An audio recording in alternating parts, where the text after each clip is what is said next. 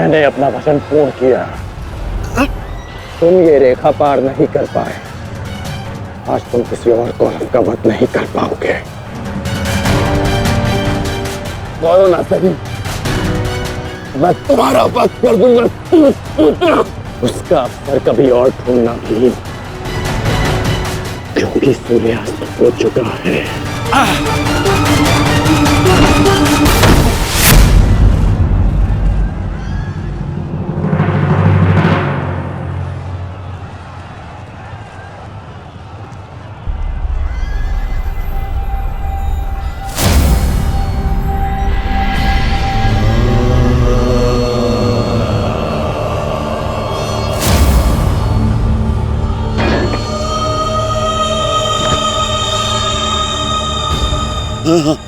अनुज,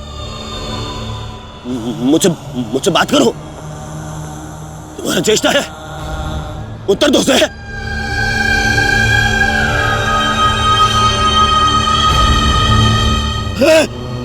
अनुज, अनुज उत्तर दो। ये क्या हो गया? तुम सबने कभी अपने देश की बात का उल्लंघन नहीं किया, तो आज ये उदंडता क्यों? उठो, उत्तर दो। उठो।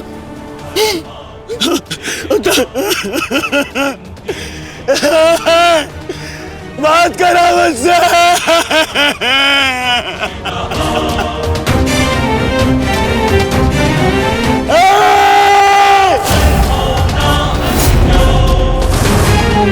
क्या किया भीम? ये क्या किया तुमने? केवल कहने को ज्येष्ठ भ्राता था मैं पिता से अधिक इन्होंने मुझे सम्मान दिया है।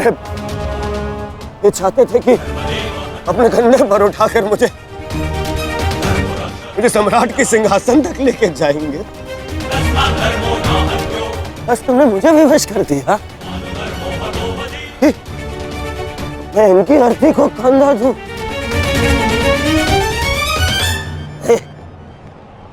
तुमने उचित नहीं किया है भीम,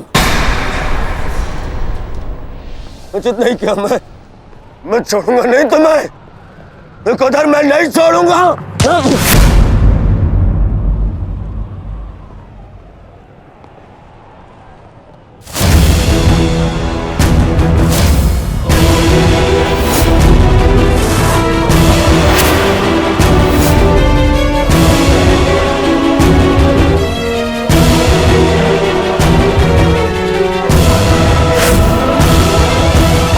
शांत युवराज, युद्ध के नियम के अनुसार आज का युद्ध संपन्न हुआ और इस समय प्रहार करना वर्जित है। पर प्रतिकार करना नहीं आचार्य, प्रतिकार नहीं। पांडुपुत्र,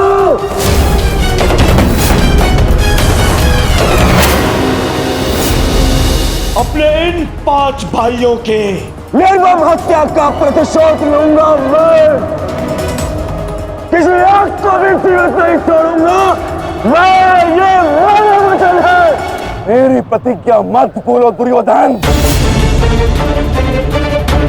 तो नियति तुम्हारे 5 भाइयों की हुई है, वही नियति तुम्हारे शेष 95 भाइयों की भी होगी। दुर्योधन! मैं नहीं छोड़ूंगा। राजा भीम रुक जाइए, ये सही समय नहीं है।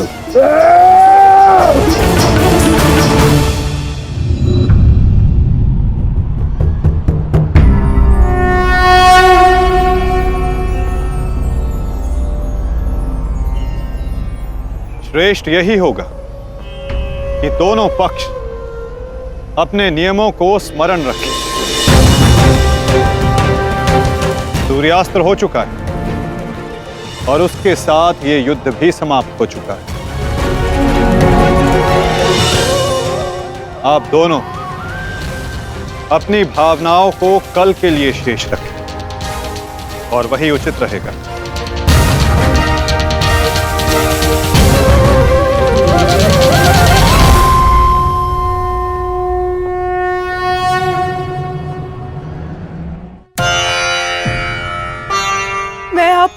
पुनः लौटा रही हूँ महादेव।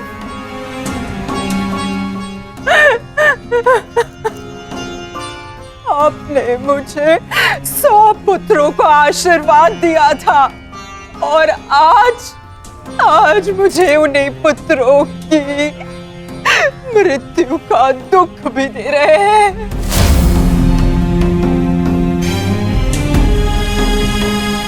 विलाप ना करो गांधारी। युद्ध में मृत्यु होना निश्चित है। कभी स्वयं के पक्ष के योद्धाओं की और कभी विरोधी पक्ष की। ईश्वर को दोष मत दो।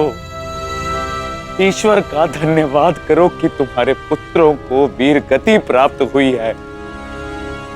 आपके मन को समझाने के लिए ये तर्क पर्याप्त हो सकता है आर्य, परंतु मैं क्या करूं? मैं तो एक माता हूं ना। मेरे तप के बदले महादेव ने मुझे ये आशीर्वाद दिया था, तो फिर ये मेरे तप का फल मुझसे कैसे छीन सकते हैं? कैसे आर्य? पूछिए इनसे, इन्होंने ये अनर्थ क्यों होने दिया? जो पहले मुस्कान दी तो फिर बाद में आंखों में अश्रु भर दिए। ऐसे ईश्वर नहीं चाहिए मुझे, नहीं चाहिए। दासी, तुम इस शिवलिंग को इस कक्ष से, इस महल से बाहर कर दो। मुझे नहीं चाहिए कोई प्रभु, कोई मंदिर, किसी चीज की आवश्यकता नहीं है मुझे। तुम्हें जो उचित लगे तुम वो करोगा। मैं वो करूंगा जो मुझे आवश्यक लगता है। रथ सज्ज करो संजय। मैं इसी क्षण कुरुक्षेत्र जाऊंगा।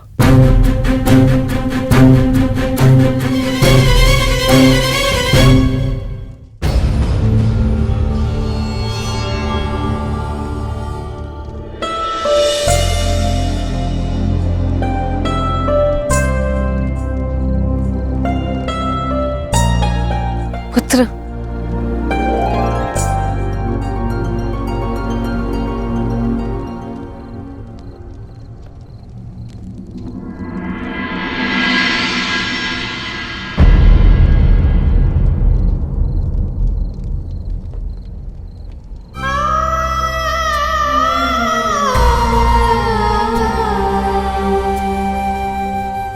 युद्ध में योद्धा को घाव लगना सामान्य बात है।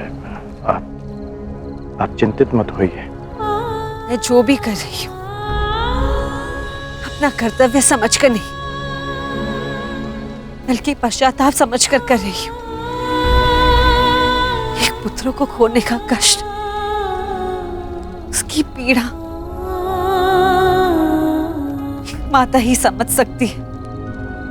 मैं भी एक माता हूं, परंतु दुर्भाग्य से इस अनर्थ को रोकने में सक्षम नहीं हूं। इसलिए लेप लगा रही हूं, अपने मन के घाव को थोड़ी शीतलता देने का प्रयास कर रही हूं। पुत्र, तुम दुर्योधन के पास जाओ। इस समय उसे अपने मित्र की सबसे अधिक आवश्यकता है।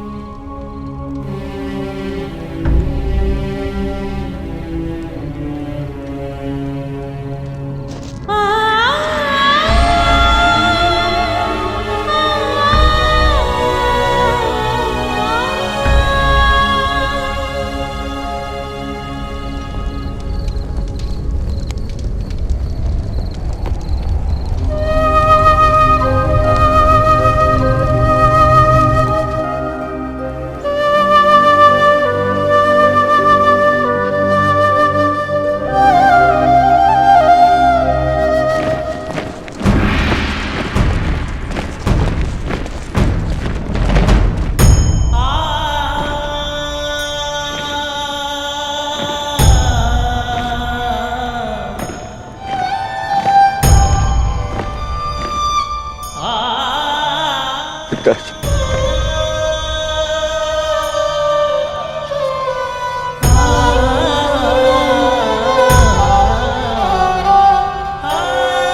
पिताजी, ये मौन रहो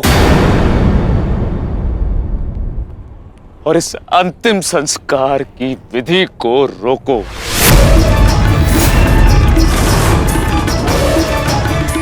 मेरे पुत्रों का अंतिम संस्कार नहीं होगा।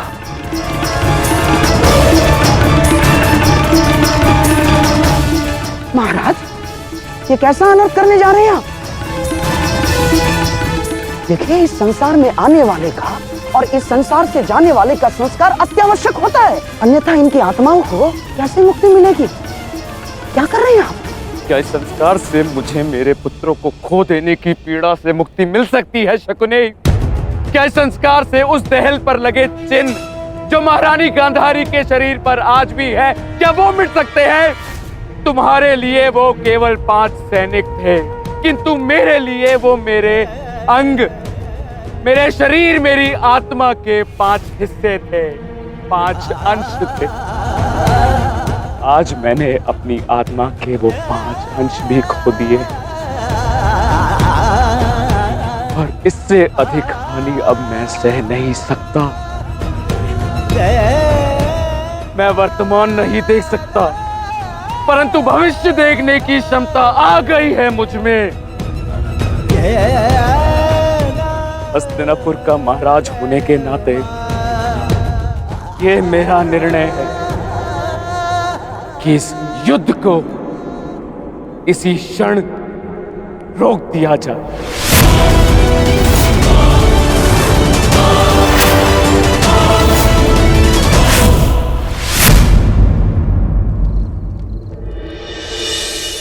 पिताश्री,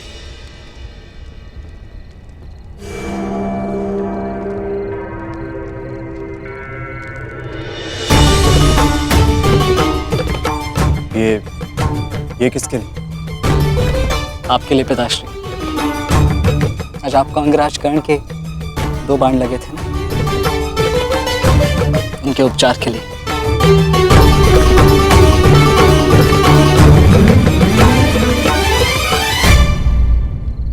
मुझसे अधिक घाव तो तुम्हें लगे हैं पुत्र।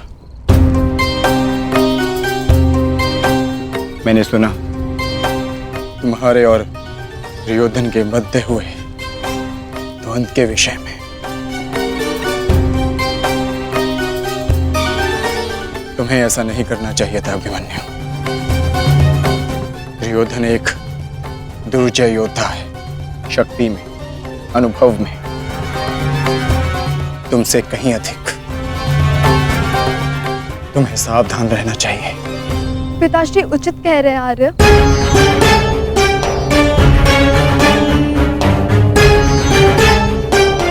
किंतु एक योद्धा के लिए ये विचार सुनना और स्वीकार करना दोनों ही अनुचित है, और छिपकर 2 योद्धाओं की बातें सुनना भी अनुचित है उत्तर। इसलिए यहाँ आओ।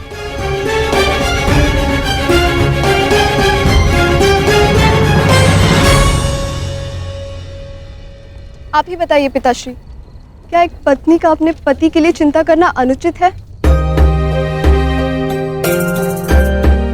आप कहते हैं तो ये मान जाते हैं, और मैं कहूं तो ये मुझ पे बरस पड़ते हैं।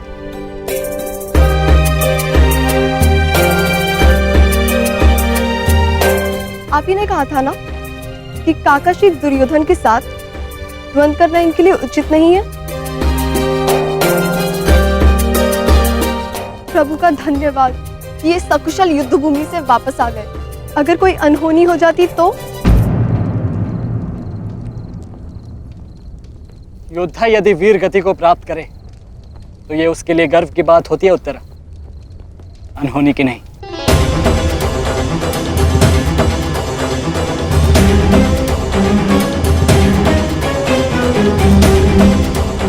मुझे तुम्हारे साहस और कौशल पर गर्व है पुत्र, परंतु उत्तरा का कहना भी अनुचित नहीं है। प्रत्येक पत्नी को अपने पति की चिंता होती है। सुमित्रा केवल तुम्हें सुरक्षित देखना चाहती है पुत्र। और मैं हस्तिनापुर के मधान युवराज का अहंकार तोड़ना चाहता हूं पिताश्री।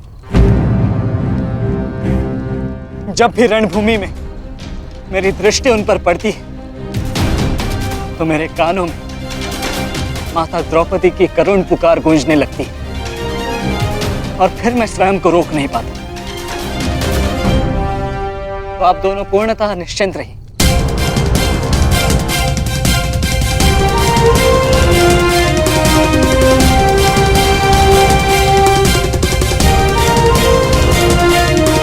क्योंकि मेरी सुरक्षा के लिए माता यज्ञसेनी का आशीर्वाद है मेरे साथ।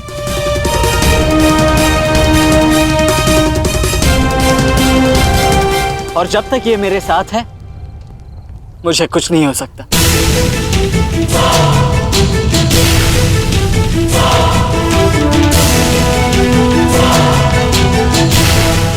आपके तेज के अंश का प्रहार और माता के आशीष की ढाल जब तक मेरे साथ है, मैं काका श्री दुर्योधन के समस्त कौरव सेना का सामना अकेले करने में सक्षम हूं। मुझे उन पांडवों से अब विजय नहीं चाहिए। अब मुझे उनसे अपने इन भ्राताओं के मृत्यु का प्रतिशोध चाहिए। अब यदि आपने इस युद्ध में विराम लगाया तो आपके ये 5 पुत्रों वीर वृषसेन, पितामह और अनेक सैनिक उनके इस युद्ध में दिए प्राणों का,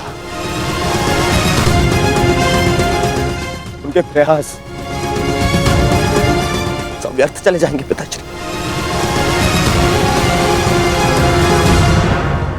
ऐसा मत कीजिए पिताश्री। रक्त के बदले रक्त लूंगा मैं।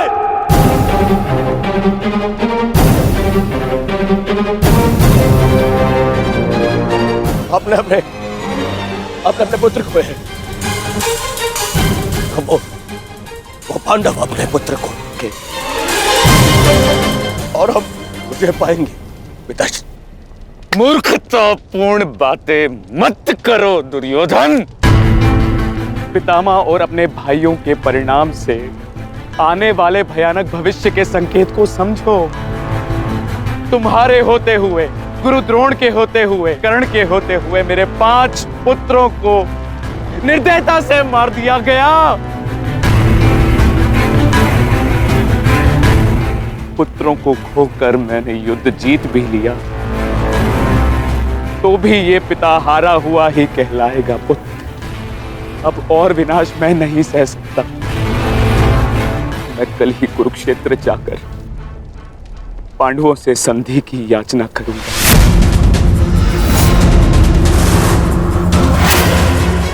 पांडवों से अपने पुत्रों के प्राणों की रक्षा की याचना करूंगा मैं, क्योंकि केवल यही एक मार्ग शेष है। मुझे इस युद्ध भूमि, इस युद्ध से दूर रखने का एक और उपाय है पिताश्री।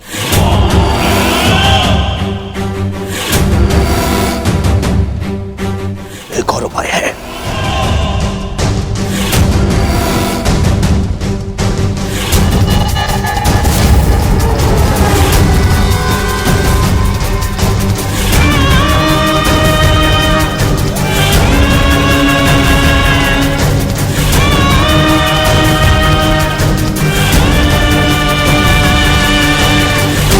और उपाय ये है कि आप इसी क्षण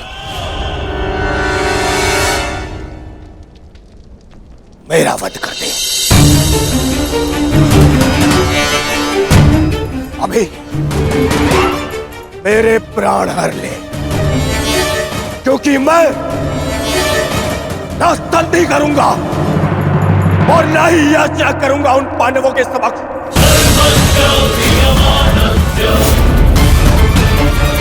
उठाइए इस तलवार को और वध कर दीजिए अपने इस एक पुत्र का। अपने इस एक पुत्र का वध करके बचा लीजिए अपने शेष 94 पुत्र। 94 पुत्र।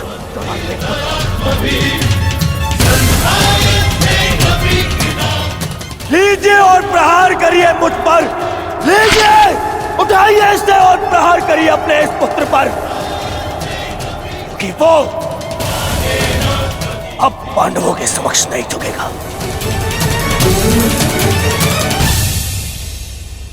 मेरे मित्र से पूर्व आप मेरा वध करें। यदि आपको हम पर विश्वास नहीं तो हमें जीवित रहने का कोई अधिकार नहीं।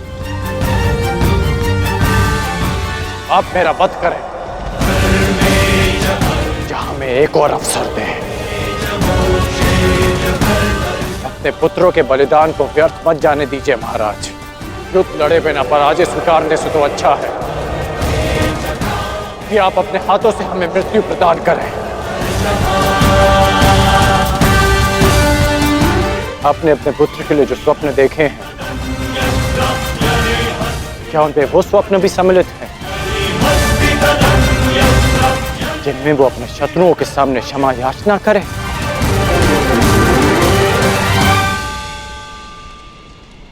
जिसके शीश पर आप सदा सम्राट का मुकुट देखना चाहते हैं, क्या उसके पैरों में बेड़ियां देख पाएंगे आप? यदि हां, तो आप मुझे मृत्यु प्रदान करें, और यदि ना, तो आप मुझे एक अवसर दीजिए। आप हमारे महाराज हैं, हम सब आपके आदेश के अधीन हैं, किंतु आपका ये आदेश हस्तिनापुर और समस्त कौरव वंश के आत्मसम्मान को सदा के लिए नष्ट कर देगा।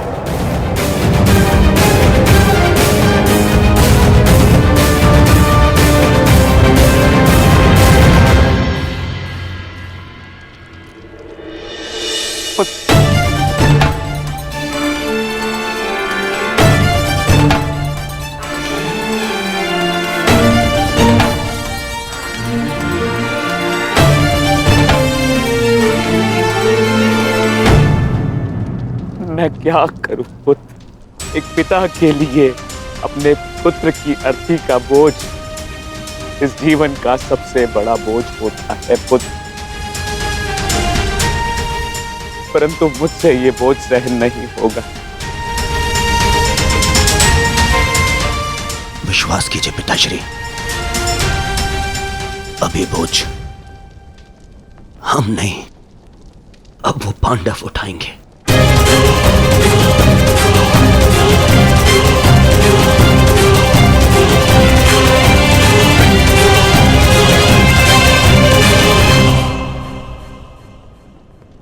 आइए पिताश्री, मेरे वीर भ्राताओं को ससम्मान विदा करें।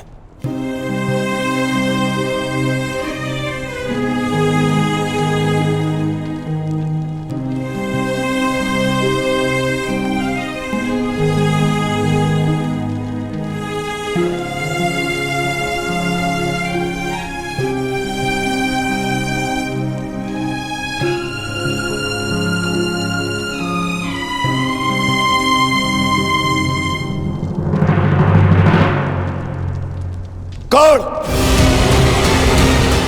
कल के लिए हमारी क्या रणनीति है? कल की रणनीति तो स्पष्ट है। आज मैंने उन 5 कौरवों का वध किया, कल और 25 का अंत कर दूंगा। मैं आज ही उन 100 कौरवों का वध कर देता, किंतु वो सूत पुत्र कर्ण बीच में न आया होता। कर्ण की चिंता मुझ पर छोड़ दीजिए भ्राता भीम।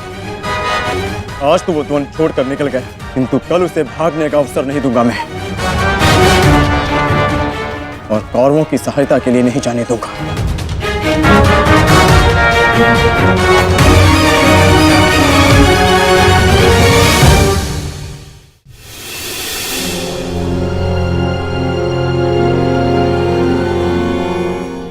महाभारत का 12वां दिन है कल,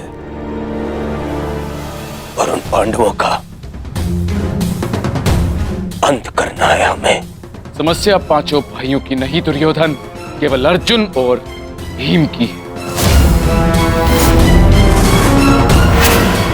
उन्हें रोकने के लिए हमें एक योजना की आवश्यकता है। उस भीम को आप मुझ पे छोड़ दीजिए। अपने भाइयों के मृत्यु के मैं स्वयं प्रतिशोध लूंगा। और अर्जुन को रोकेगा कर्ण। गुरु द्रोण अर्जुन के लिए पर्याप्त है मेरे होने वाले सम्राट। अर्जुन मेरा लक्ष्य है, उसे रोकने में मैं सक्षम हूं। तुम्हारे कौशल और सक्षमता पर मुझे कतई संदेह नहीं है अंगराज, परंतु पता नहीं क्यों तुम उसका उपयोग नहीं कर पा रहे हो। नहीं तो आज युद्ध के आरंभ में ही वास्तविक शक्ति का उपयोग करके तुम अर्जुन का अंत कर सकते थे कर्ण, परंतु तुमने ऐसा नहीं किया। आपको तो कुशलता दिखानी थी, परंतु स्मरण रहे ये समय कुशलता दिखाने का नहीं है अंगराज। शीघ्र अतिशीघ्र युद्ध समाप्त करने का है। और यदि तुमने आज ऐसा किया होता अंगराज कर्ण, तो आज 5 कौरवों की नहीं 5 पांडवों की चिता जल रही होती। मामाजी, कर्ण को कब कौन सा अस्त्र चलाना है ये निर्णय उस पर छोड़ दीजिए। आज हम सब ने कर्ण का कौशल देखा है। मेरे अन्य भ्राता आज सुरक्षित हैं तो वो कर्ण के कारण। अरे परंतु का समय नहीं है मामाजी, और नहीं आरोप प्रत्यारोप का। ये समय है साथ रहने का, उनका और उनके उन उदंड पुत्रों के अंत करने का समय है ये।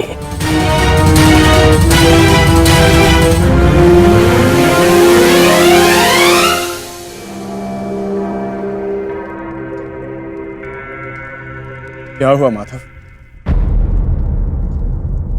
आप इतने अशांत प्रतीत क्यों हो रहे?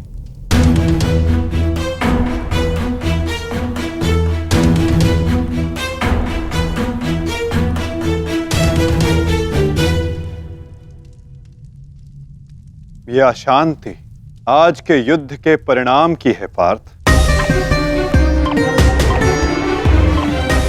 आज युद्ध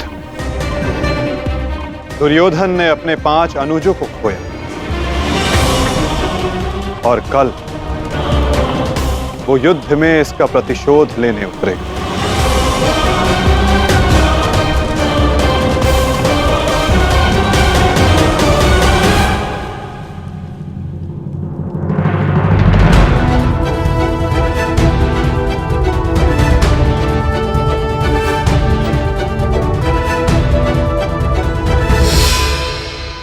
आचार्य की व्यूह रचना तुम सुन चुके हो मित्र,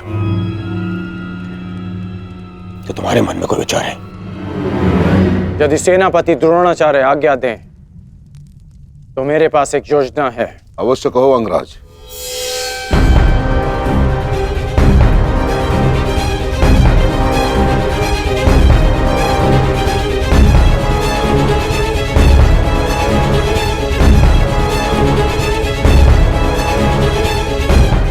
अद्भुत कर्ण, अब उन पांडवों का विनाश निश्चित है। अब उन पांडवों से मैं अपने भ्राताओं की मृत्यु का प्रतिशोध अवश्य लूंगा। कल दुर्योधन युद्ध में क्रोध में अपना प्रतिशोध पूर्ण करना चाहेगा, और अंगराज कर्ण कल इस युद्ध को समाप्त करना चाहेंगे, और उनका लक्ष्य होंगे धर्मराज युधिष्ठिर।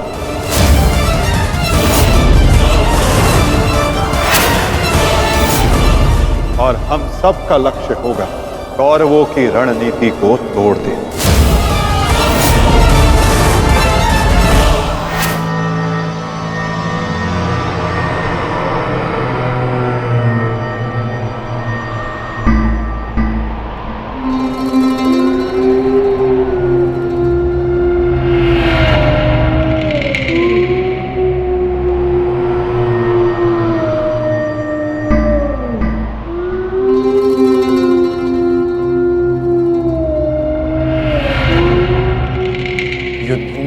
का रुदन शुभ संकेत नहीं है माधव।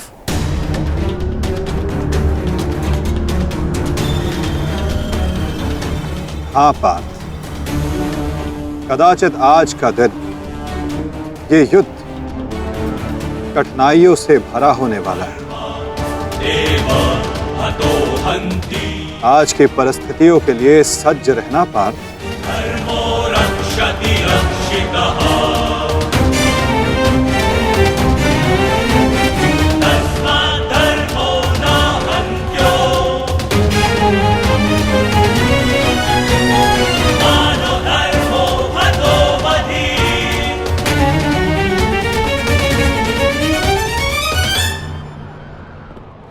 अपनी रणनीति बनाने से पूर्व हमारे लिए शत्रु का मन जान लेना, उसकी रणनीति जानना हमारे लिए आवश्यक है।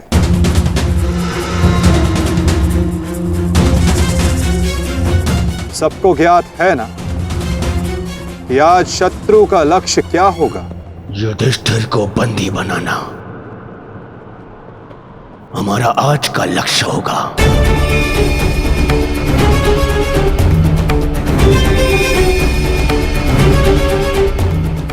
युधिष्ठिर को बंदी बनाकर मुझे इस युद्ध को यही समाप्त करना है। मेरे आज भाई वीर गति को प्राप्त हुए हैं अब तक।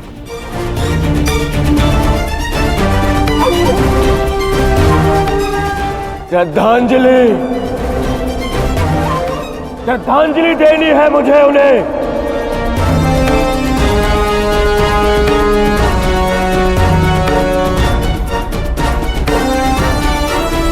बहुत पीड़ा भरी मृत्यु दी है उस भीम ने मेरे भाइयों को। इन पांडवों को इतनी पीड़ा दूंगा कि अपनी मृत्यु की भिक्षा मांगेंगे ये मुझसे।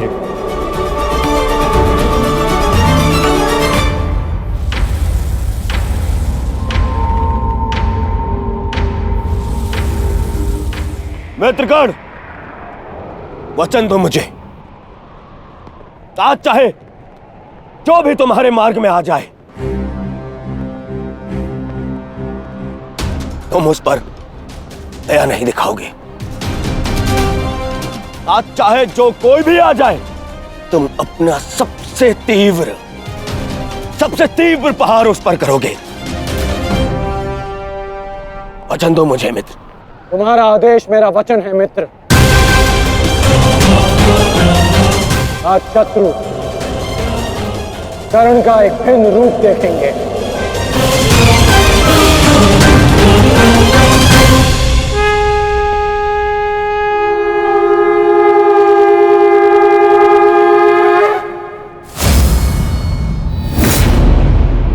आक्रमण! आक्रमण! आक्रमण! आक्रमण!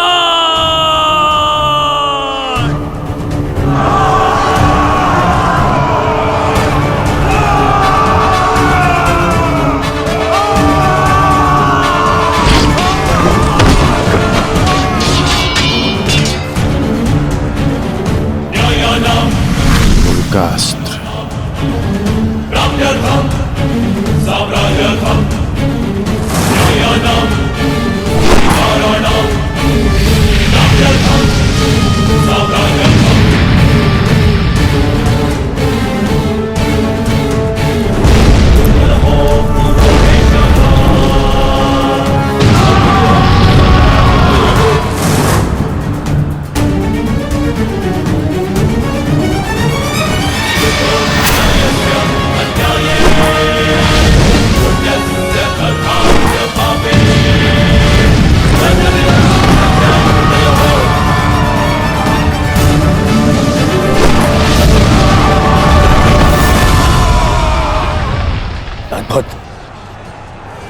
अद्भुत मित्रगण, अद्भुत। अपना मार्ग ज्ञात है ना सभी को?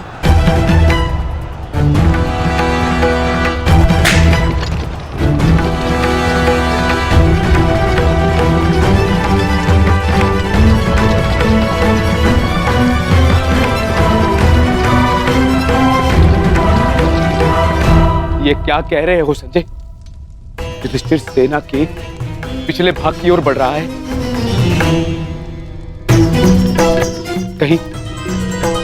कहीं उसे हमारी रणनीति का भान तो नहीं हो गया? कौरव युधिष्ठिर को बंदी बनाना चाहते हैं? ये तो मुझे ज्ञात नहीं है महाराज, किंतु युवराज दुर्योधन इस बात से बहुत व्यग्र हो रहे हैं।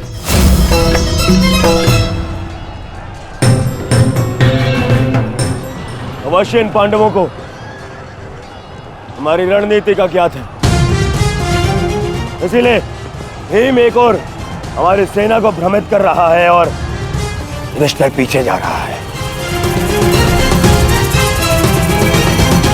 मित्रगण, तुम जाओ, युधिष्ठिर के पीछे तुम जाओ और जाके उसे बंदी बनाओ। युधिष्ठिर को बंदी बनाना हमारे लिए बहुत आवश्यक है। जाओ मित्र। परंतु मित्र, मैंने महाराज को वचन दिया कि आज किसी भी कौरव के प्राण नहीं जाएंगे। मुझे उस वचन को भी निभाना है मित्र। उसके लिए हम सब हैं यहाँ। युधिष्ठिर तुम्हारे सामने एक दुर्बल योद्धा है, तुम उसे आसानी से बंदी बना सकते हो मित्र। उसे बंदी बनाते ही ये युद्ध यहीं समाप्त हो जाएगा और मेरे भाइयों की रक्षा भी। मुझे ये युद्ध यहीं समाप्त चाहिए। कर्ण, जाओ आगे। ठीक है मित्र, परंतु मेरी योजना स्मरण रखना। मुझे तुम्हारी योजना स्मरण रहेगी मित्र। आगे बढ़ो। सत्य से युधिष्ठिर के रथ की ओर तीव्र गति से आगे बढ़ो।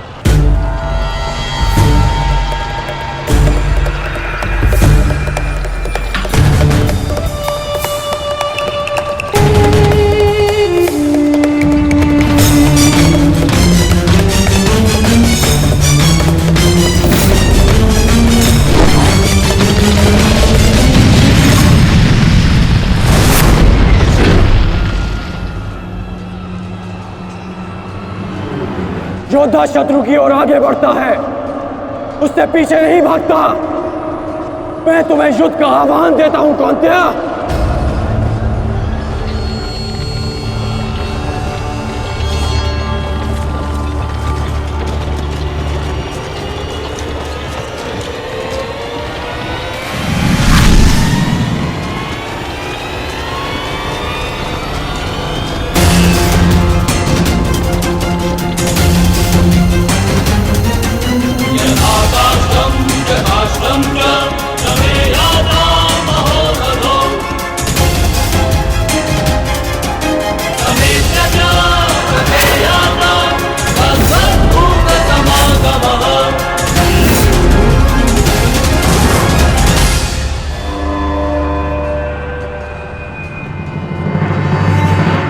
कौन्तेय तुम्हारा आवाहन स्वीकार करता है।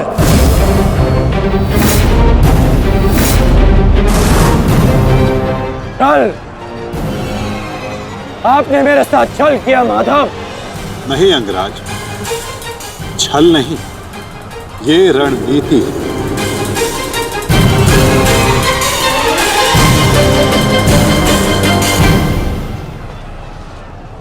ये युधिष्ठिर का रथ है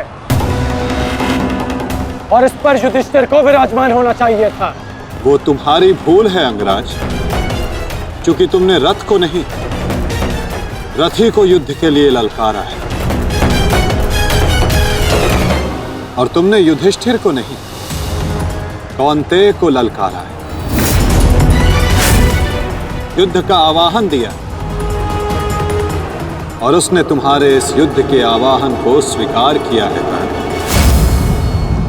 तुम सदैव मुझसे द्वंद्व करने का अवसर ढूंढते रहे हो कर्ण।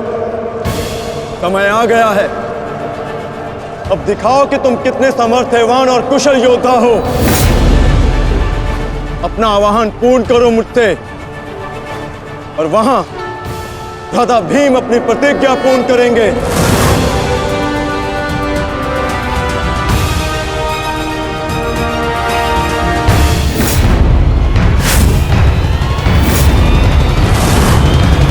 आज मैं 95 कौरवों का अंत कर दूंगा। पांचाली को दिया हुआ वचन और कुरु सभा में ली हुई प्रतिज्ञा आज दोनों ही पूर्ण हो जाएंगे। तुम आगे बढ़ो भीम, तुम्हारे मार्ग की बाधा हम दूर करते हैं, आगे बढ़ो।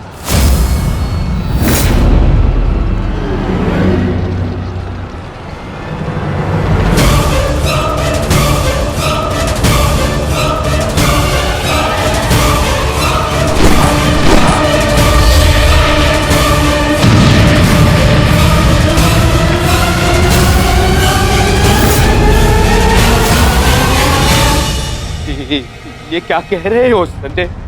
वहां वासुदेव ने काट से कर्ण को फंसा दिया और यहाँ भीम हमारे व्यू में प्रवेश कर चुका है।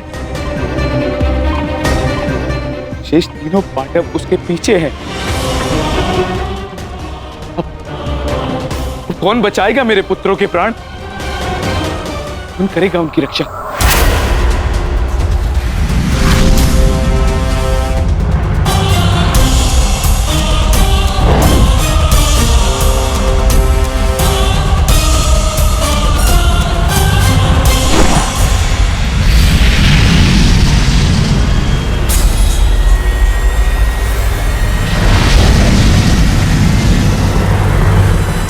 का संकेत है।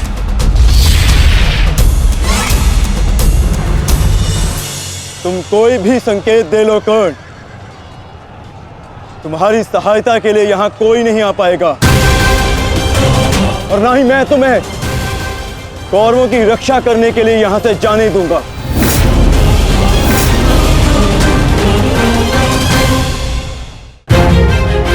तुम कोई भी संकेत दे लो कर्ण, तुम्हारी सहायता के लिए यहां कोई नहीं आ पाएगा। कौन कहता है कि मैं रक्षा के लिए संकेत दे रहा हूं? माधव भले ही तुम्हारे सारथी हैं, किंतु इनकी नीति मैं तुमसे अधिक पहचानता हूं। तुमने भले ही माधव की सहायता से मुझे युद्ध क्षेत्र से अलग कर दिया, किंतु मेरी रणनीति को विफल नहीं कर पाओगे अर्जुन।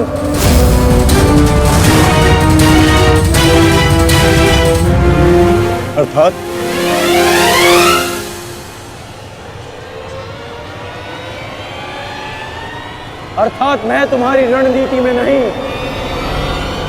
तुम मेरी रणनीति में फंसे हो अर्जुन। तुमने मुझे कौरवों से अलग नहीं किया, बल्कि मैंने तुम्हें पांडवों की सहायता से विमुख कर डाला।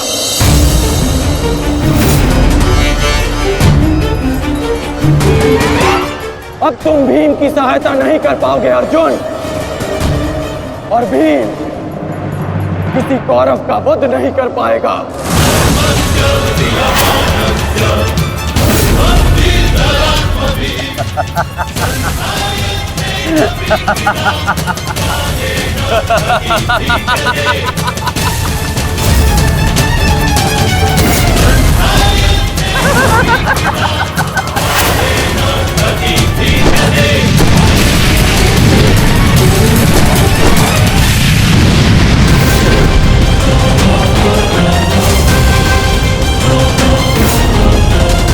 हमारा काल बनकर आए थे मूर्ख भीम, परंतु आज तुम स्वयं अपने काल के जाल में फंस गए।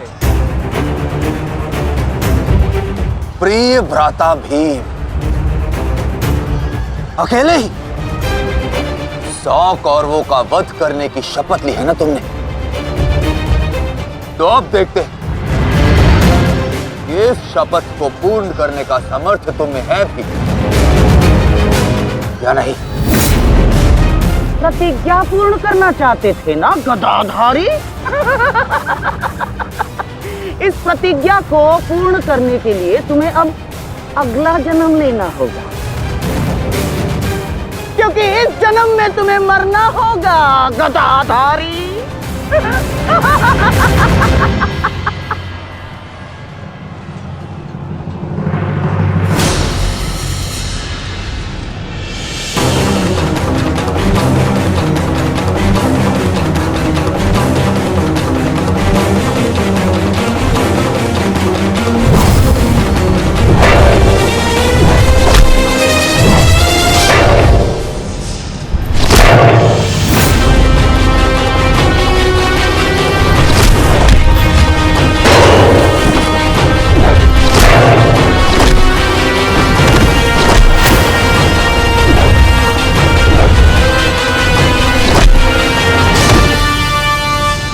तुमने मेरे भाइयों को बहुत निर्दयता से मारा है भीम।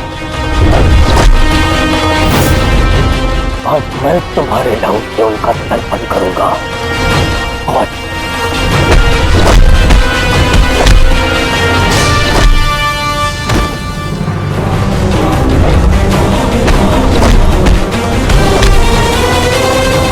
मैं तुम्हारे नाम से उनका तर्पण करूंगा। आज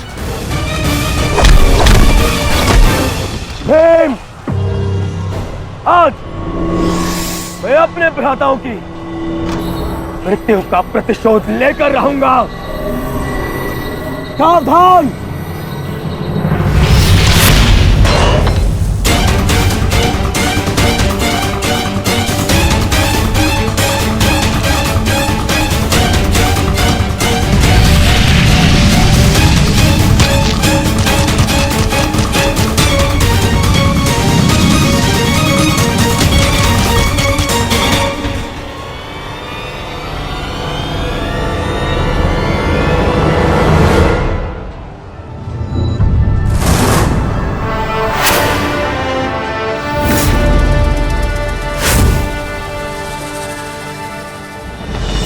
आपका प्रतिशोध पूर्ण हो ना हो, परंतु मेरा प्रतिकार आज अवश्य पूर्ण होगा।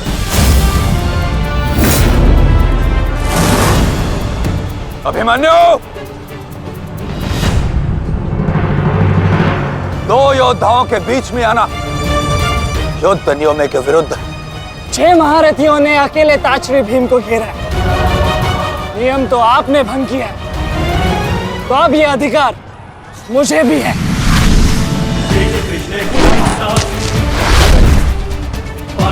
अभिमन्यु! चक्रबंधास्त्र।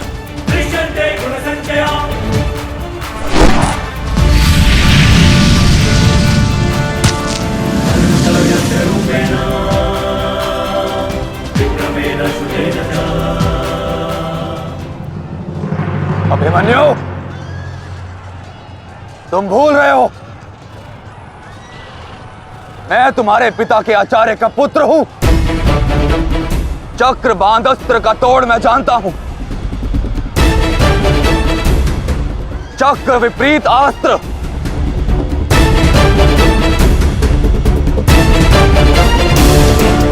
भूल तो आप रहे हैं महारथी। विपरीत अस्त्र तभी कार्य करता है जब युद्ध नीति गत हो। एक योद्धा पर आप सभी ने आक्रमण कर युद्ध नीति भंग की। अब अपनी इस अनीति का दमन देखिए। बालक! बालक!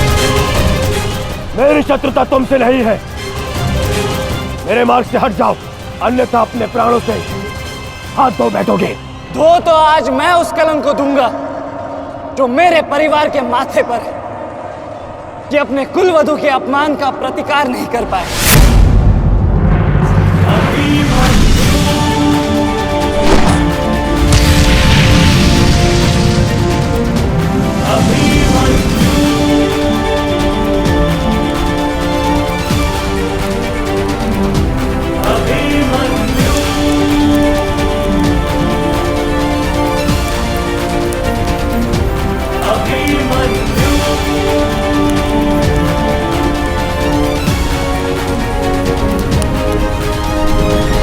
मेरी शत्रुता तुमसे नहीं है।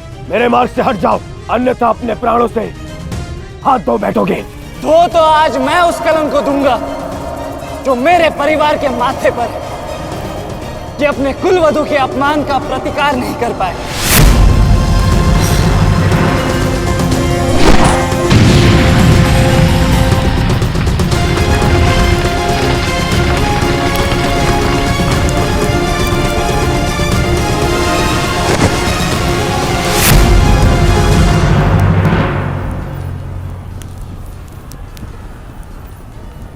अनुभव करो इस ज्वाला को युवराज दुर्योधन।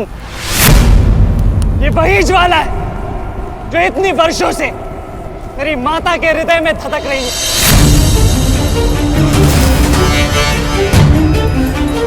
छोटा था मैं बहुत, पर मेरा रोम रोम जल उठता था ये सुनकर कि मेरी माता के साथ क्या हुआ। सोचो मेरे माता पिता और मेरे काका पर क्या बीती होगी जब उन्होंने वह दृश्य देखा। मेरे माता पर क्या बीती होगी जब सहस्त्रों आंखें उनके वस्त्रहीन होते शरीर पर पड़ रही थी। आज मैं आपको उस अपमान का अनुभव कराऊंगा। आपकी पूरी सेना और महारथियों के समक्ष आपका वस्त्र हरण करूंगा और कोई कुछ नहीं कर पाएगा।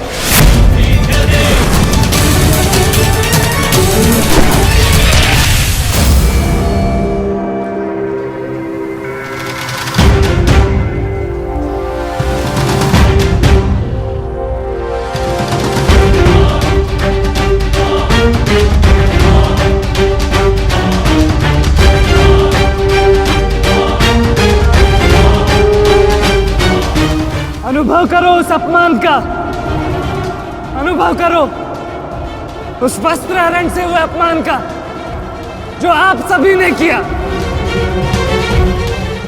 नदी जब सीमा तोड़ती है तो बाढ़ आती है। आज आपकी पाप की धारा की बाढ़ में आप स्वयं बह जाएंगे काकाश्री।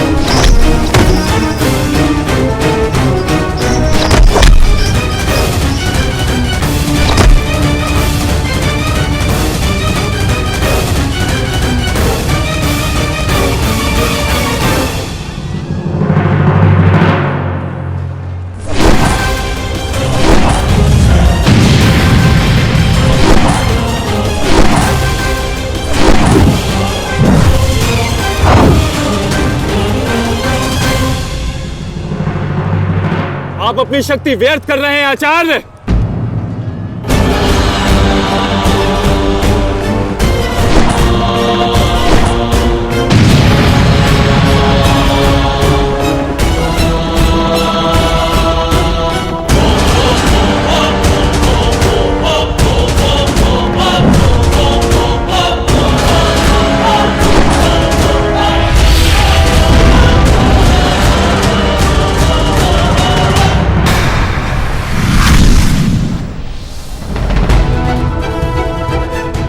दुर्योधन को मेरी सहायता की आवश्यकता है। चलो सत्यसेन।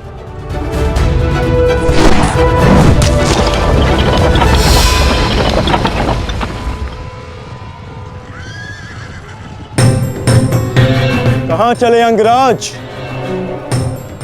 मैं जानता हूं कि तुम्हारे मित्र पे आए संकट का संदेश तुम्हें मिल चुका है,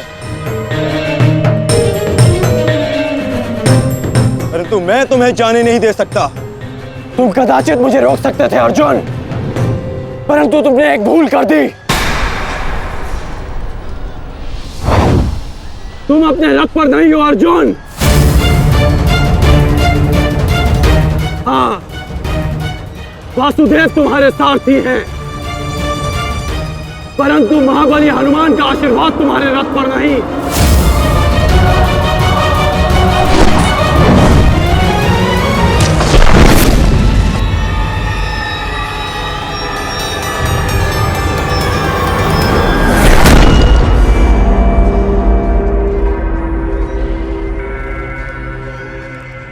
चलो। मैं अभी भी पराजित नहीं हुआ हूं कर्ण। तुम इस प्रकार द्रोण छोड़कर नहीं जा सकते।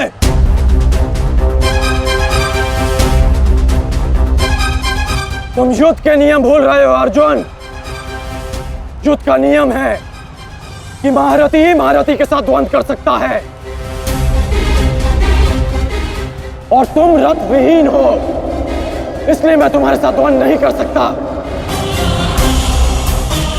पहले अपने रथ का पहिया सुधारो, फिर आकर मुझे युद्ध का आह्वान देना, क्योंकि परशुराम शिष्य कर्ण नियम तोड़कर युद्ध नहीं करेगा।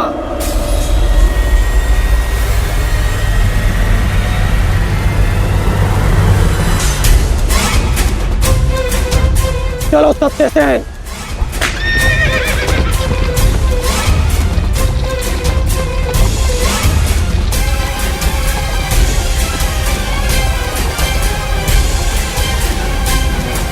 अब समझे पार्थ कि मैं कर्ण की प्रशंसा क्यों करता हूं।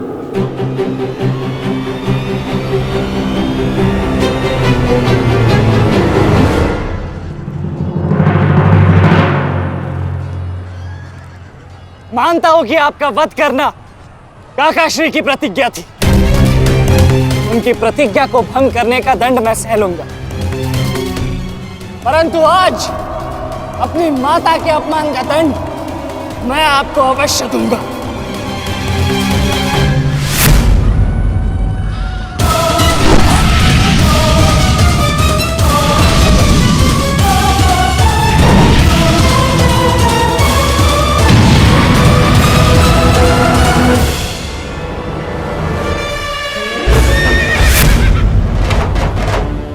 किसी की प्रतिज्ञा टूटे पर मेरी प्रतिज्ञा नहीं टूटेगी अभिमन्यु।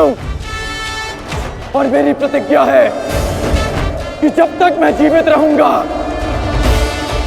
मेरे मित्र के प्राण नहीं जाएंगे।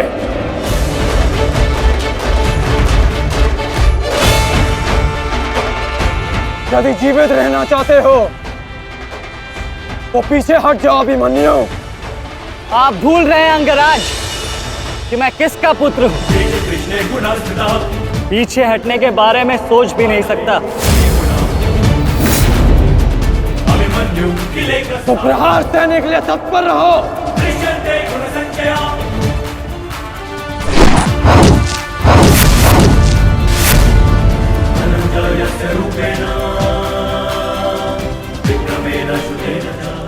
ये मेरे लिए पर्याप्त नहीं अंगराज।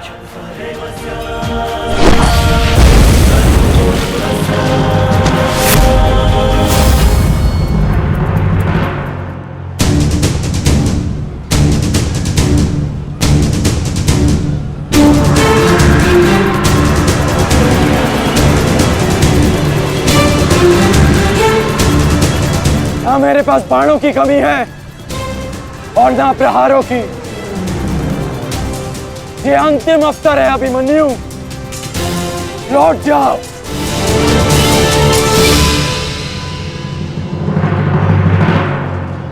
तो मेरे तुनीर में भी उत्तर प्रस्तुत है अंगराज।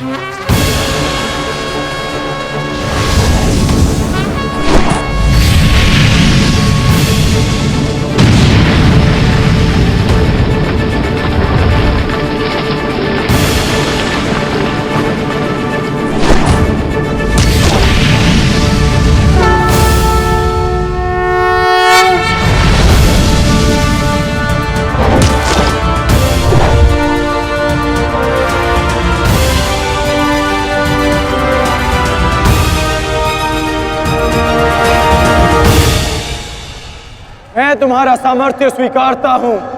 तुम्हें कुशल योद्धा हो अभिमन्यु, किंतु कुशल होने के साथ साथ बुद्धिमान होना भी आवश्यक है। लौट जाओ। यदि कल युद्ध करना चाहते हो तो आज जीवित रहना सीखना होगा। लौट जाओ अभिमन्यु।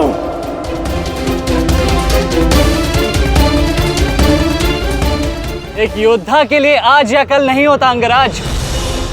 उसके लिए केवल वो ही पल होता है जिसमें वो मृत्यु के सामने खड़ा होता है। एक वीर योद्धा से सुना था मैं, हे मृत्यु, तैयार यदि तू आने को प्रसन्न मुखा। द्वार खुला है, तेरा स्वागत प्रसन्न मुखा।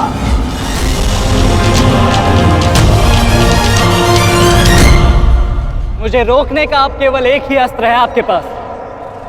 यह आपको मेरा वध करना होगा। तो लीजिए अंगराज, अपने पुत्र के मृत्यु का प्रतिशोध लीजिए। आपके समक्ष आज वो योद्धा खड़ा है जिसके पिता ने आपके पुत्र का वध किया था। प्रतिकार कीजिए अंगराज, रुके क्यों है?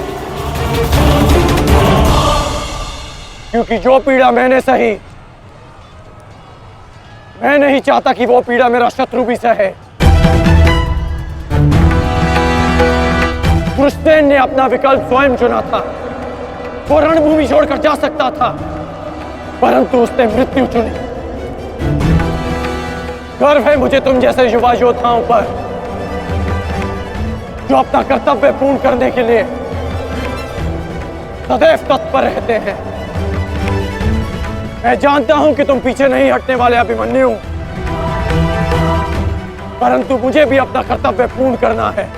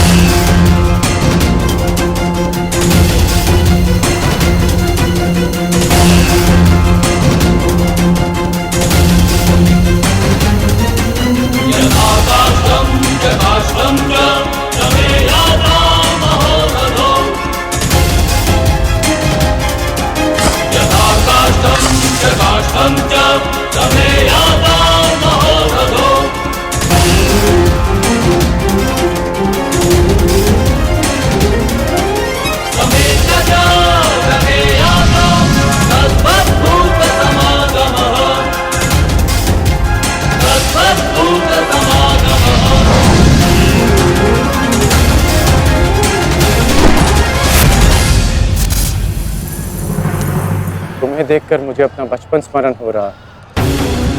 अभी तुम्हारा जीवन आरंभ हुआ है, इसे इस प्रकार व्यर्थ मत करो। मैं आशा करता हूं कि अगली बार जब हम दोनों मिले तो दो शत्रुओं के भांति नहीं, दो वीरों के भांति एक दूसरे के गले में। अभी तुम्हारा जीवन शेष है, जाओ बस।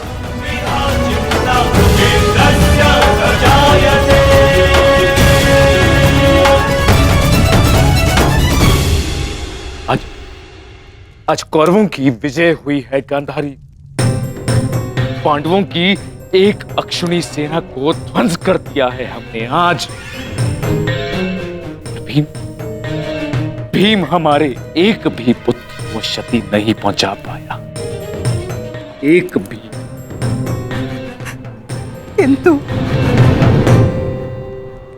किंतु दुर्योधन का क्या महाराज?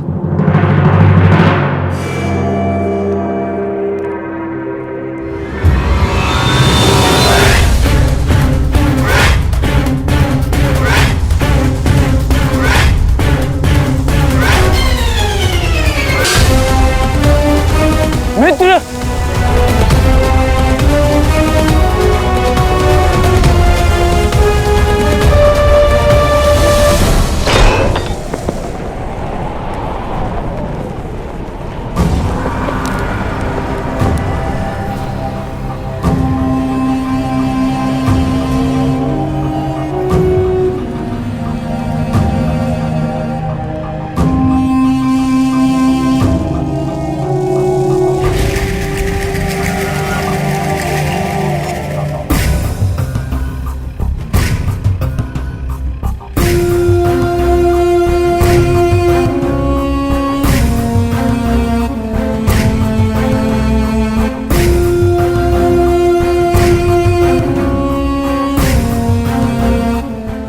आज मैं आपको उस अपमान का अनुभव कराऊंगा। आपकी पूरी सेना और महारथियों के समक्ष आपका वस्त्रहरण करूंगा।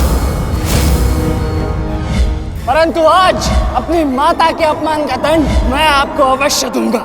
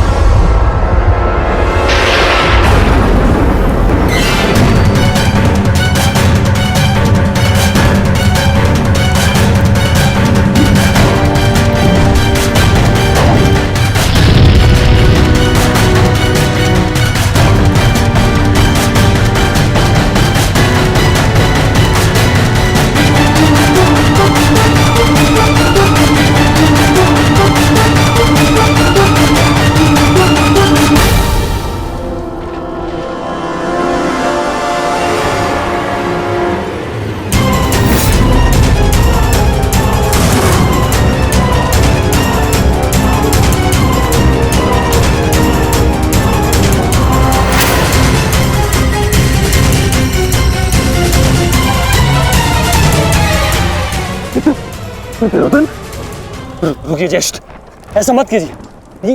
ये क्या कर रहे हैं आप? दुर्योधन, दुर्योधन, ये सब कुछ क्या है? आज के इस युद्ध में हमें विजय मिली है, फिर ये सब कुछ क्यों कर रहे हो तुम?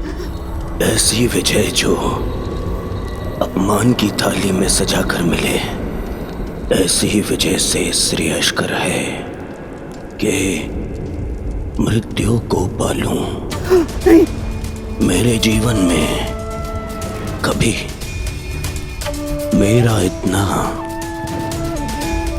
अपमान नहीं हुआ है। अब इस जीवन का और कोई मूल्य नहीं। मैंने ये युद्ध संपत्ति के लिए नहीं, अपने हट, अपने सम्मान के लिए बुलाई थी। अब जब सम्मान ही नहीं रहा तो इस विजय का मैं क्या करूंगा? मेरी सेना के सामने विश्व के महानतम योद्धाओं के रहते वो 16 वर्ष का बालक मेरे वस्त्र हरण कर गया और चेतावनी देकर गया है कि युद्ध में जब भी मिलेगा पुनः यही दोहराएगा।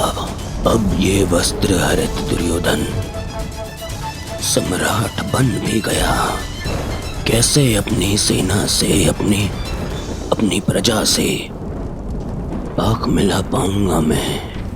इस लज्जा के साथ मैं अब जीवित नहीं रह सकता। नहीं दुर्योधन, देखो अपने क्रोध पर काबू पाओ। देखो विजय हमारे निकट है दुर्योधन, मानो मेरी बात। छोड़िए मुझे मामा श्री, छोड़िए मुझे, अन्यथा इस अग्नि में मैं अपने आप से पहले आपकी आहुति दे दूंगा। छोड़िए मुझे। नहीं, छोड़िए, छोड़िए मुझे।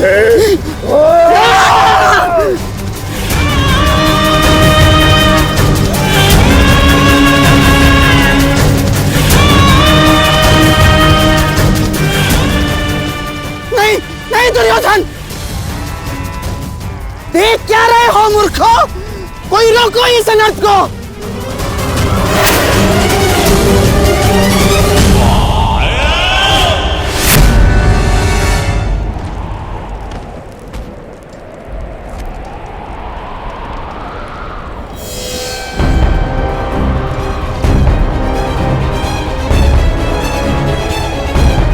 तुम्हारे गुरुदेव ये सब तुम्हारे सम्मान, तुम्हारे अधिकार के लिए लड़ रहे हैं और तुम अपने कर्तव्य से मुंह मोड़ना चाहते हो। पूछो अपने सैनिकों से कि आज जो युद्ध में हुआ कि क्या वो उससे लज्जित हैं या वो कल युद्ध में उसका प्रतिशोध लेंगे? बोलो सैनिकों। प्रतिशोध लेंगे, प्रतिशोध लेंगे, प्रतिशोध लेंगे।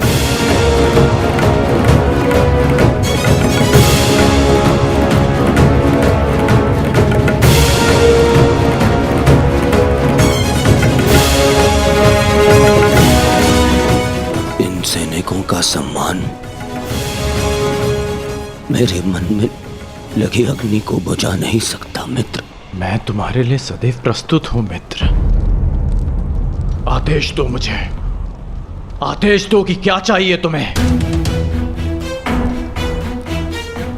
तुम्हारी पीड़ा को शांत करने की औषधि क्या है मित्र, बताओ मुझे। मुझे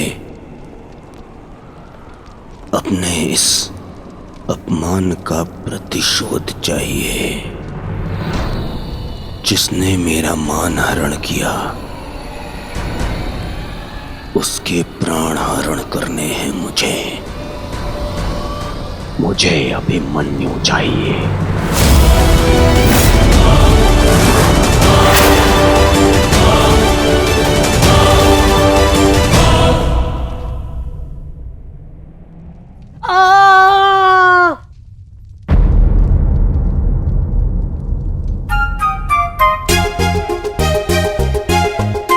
बहुत पीड़ा हो रही है ना इन्हें। पीड़ा? अभी तक मैंने इसके घाव को छुआ भी नहीं है। अभिमन्यु तुम्हें सताने के लिए उपक्रम कर रहा है उत्तरा। बहुत बुरे हैं आप। और तुम बहुत डरपोक। एक योद्धा की पत्नी के मन में इतना भय शोभा नहीं देता उत्तरा। ये घाव हमारे लिए आभूषण होता है।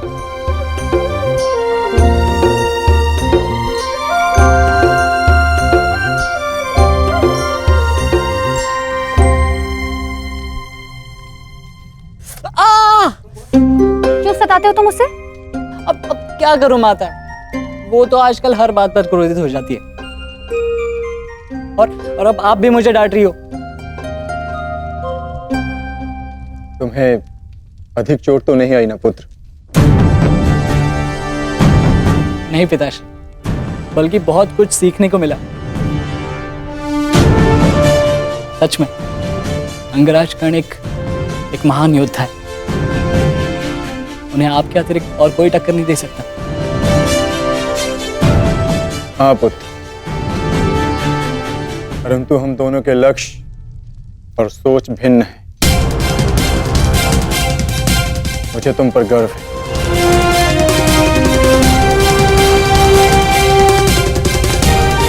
गर्व तो होना ही चाहिए। आज अभिमन्यु ने दुर्योधन को उचित उत्तर दिया।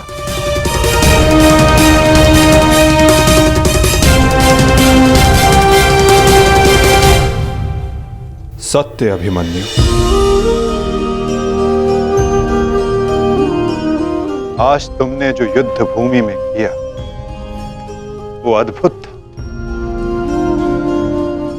और मुझे विश्वास है कि कल का दिन इतिहास में तुम्हारा नाम सदैव के लिए अमर कर देगा अभिमन्यु।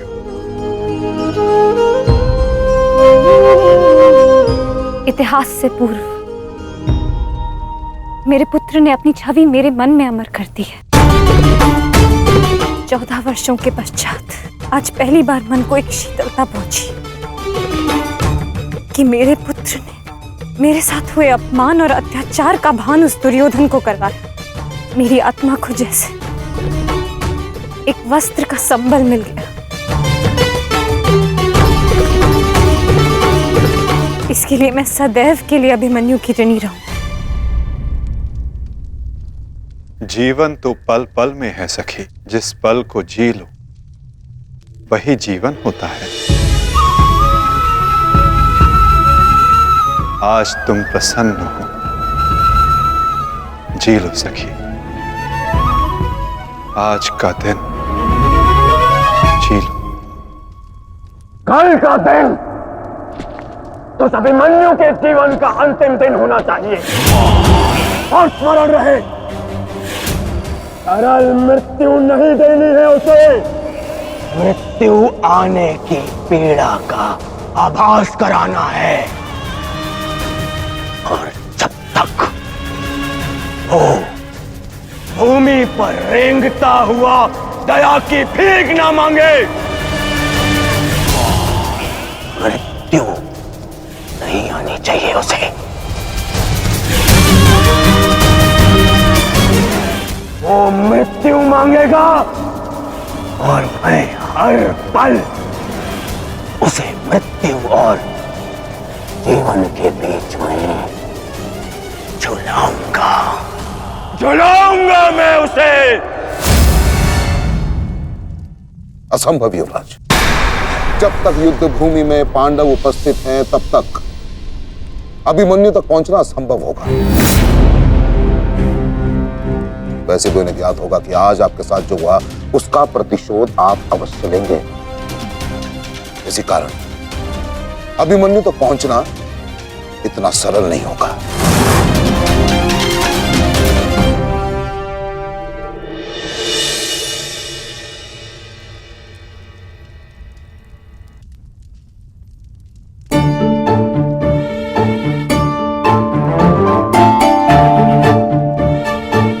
क्षमा कर दो, भूल हो गई बस। अच्छा क्षमा भी कर दो। जिसने युवराज दुर्योधन का मस्तक झुका दिया वो आज तुम्हारे समक्ष सर झुकाए मना रहा है तुम्हें। देखो, किसी ने मुझे इस प्रकार सर झुकाए देख लिया ना तो मेरा बहुत उपहास उड़ाया जाएगा। पहले वचन दीजिए कि भविष्य में आप इस तरह मेरा उपहास नहीं बनाएंगे। आपको अनुमान भी है मैं कितनी भयभीत हो गई थी। अब इसमें भयभीत क्या होना उत्तरा? आप नहीं समझेंगे, मुझे आपसे बात ही नहीं करनी। तो ठीक है, मत बात करना, परंतु कल यदि लौटा नहीं ना तो पछताना नहीं कि... दोबारा ऐसे मत बोलना आर्य। भाई खो चुकी हूँ, पति नहीं खो सकती। क्षत्रिय हूँ, अपने अधिकार लेना जानती हूँ। आपको लौटना होगा क्योंकि इस बार केवल मैं नहीं, आपकी होने वाली संतान भी आपकी प्रतीक्षा करेगी।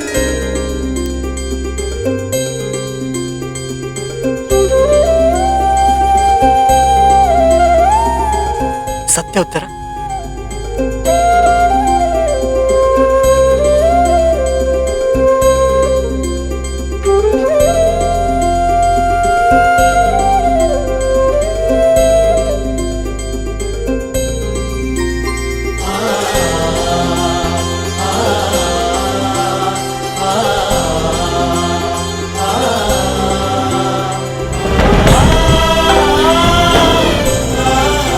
मैं तुम्हें वचन देता हूं उत्तरा, तुम और हमारी संतान सदा मुझ पर गर्वित रहेंगे।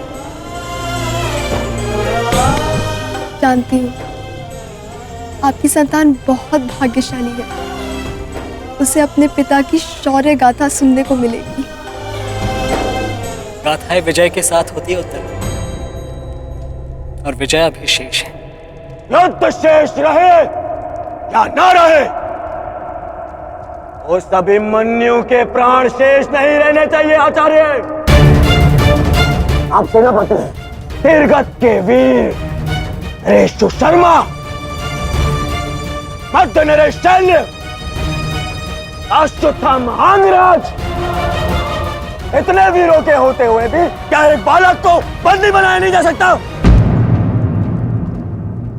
तुम्हारे प्रतिशोध के लिए केवल कुशल योद्धाओं की नहीं बल्कि एक उत्तम योजना की आवश्यकता है मेरे होने वाले सम्राट।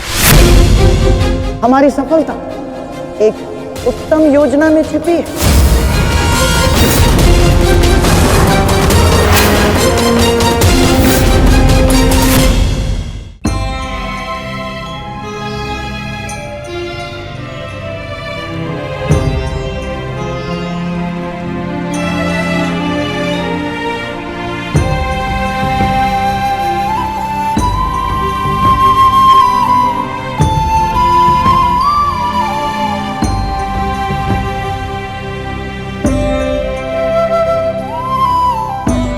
क्या है जो आप चाहकर भी मुझसे नहीं कह पा रहे हैं सखा?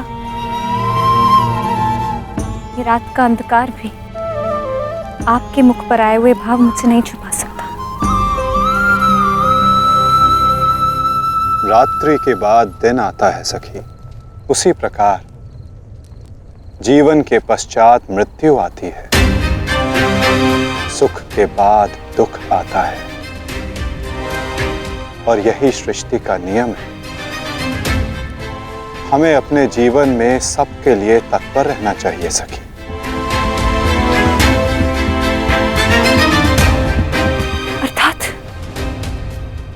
अर्थात जो मेरा भय है, क्या वो सच होने वाला है माधव?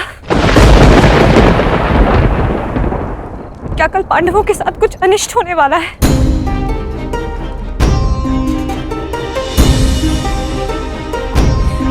आप तो सब जानते हैं ना सखा। बताइए मुझे, बताइए मुझे।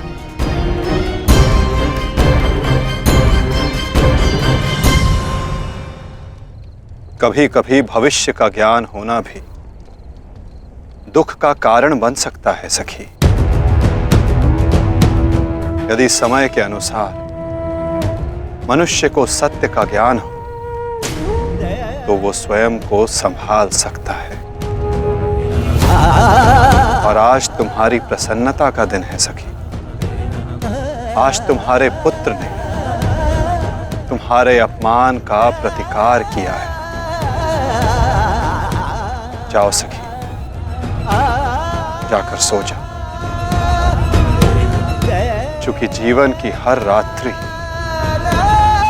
सदैव सोने के लिए नहीं होती।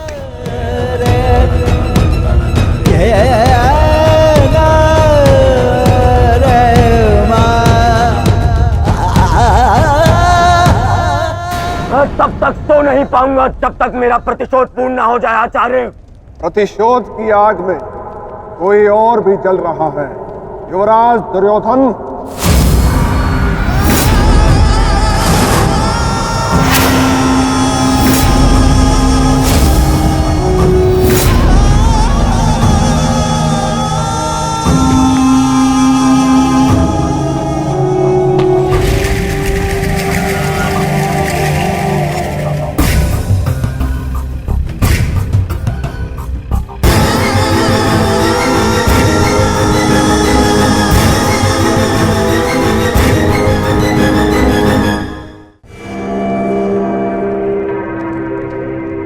माता श्री सिंधु नरेश जयद्रथ। भूल को क्षमा किया जा सकता है, अपराध को नहीं। इस अपमान के पश्चात में जीत बचा तो ऐसा भयंकर प्रतिशोध होगा कि तुम पांचों की आत्मा कांप उठेगी। प्रतिशोध लूंगा। कल तुम्हारे साथ साथ मेरा प्रतिशोध भी पूर्ण होगा और मैं सम्मान सहित तुम्हारी बहन दुशला को अपना मुख दिखा सकूंगा।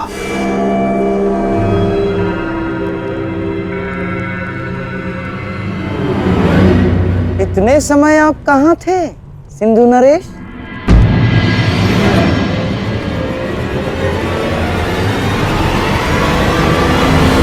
अपने अपमान के प्रतिशोध का प्रबंध कर रहा था।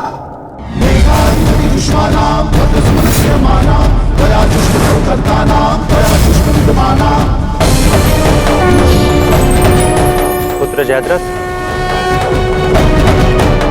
मैं तुम्हारी तपस्या से प्रसन्न हूं। मांगो, क्या वर मांगते? महादेव,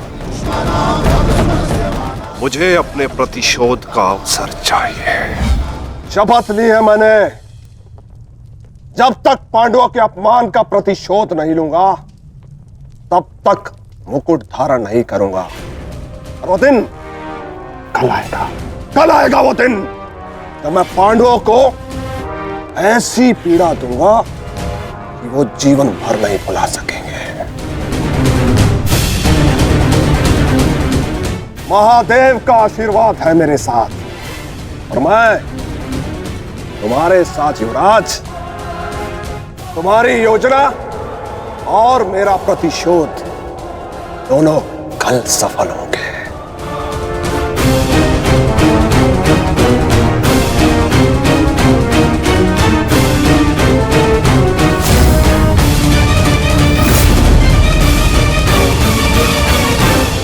हर हर महादेव, हर हर महादेव।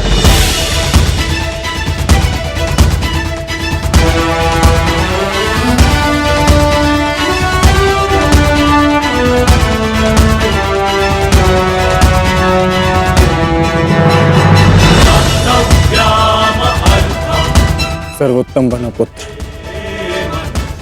संसार के सभी योद्धाओं में तुम्हें सबसे अधिक कीर्ति प्राप्त हो।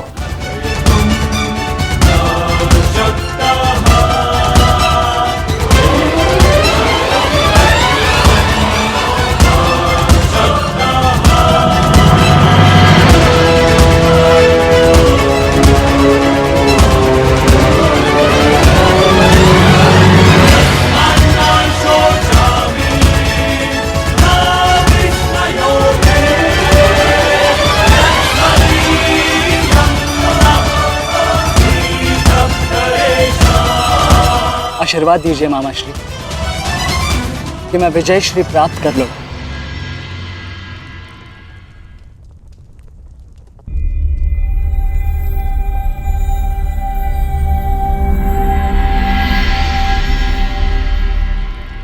विजय तो कायरों को भी प्राप्त होती है पुत्र, परंतु कीर्ति और यश केवल शूरवीरों का मुकुट बनती है। मेरा आशीर्वाद तुम्हारे साथ है पुत्र। तुम युद्ध क्षेत्र में वो कीर्ति प्राप्त करो जो तुम्हें अमर बना दे।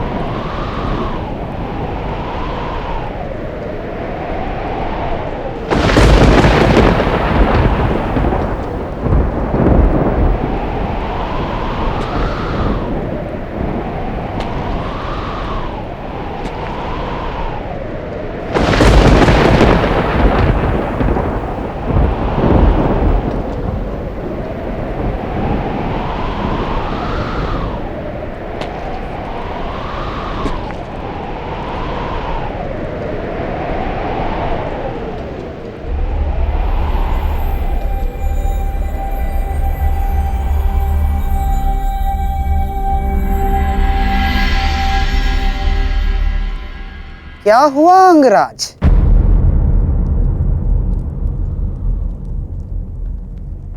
सूर्यदेव से आप ये प्रार्थना तो नहीं कर रहे हैं कि वो उदित ही ना हो?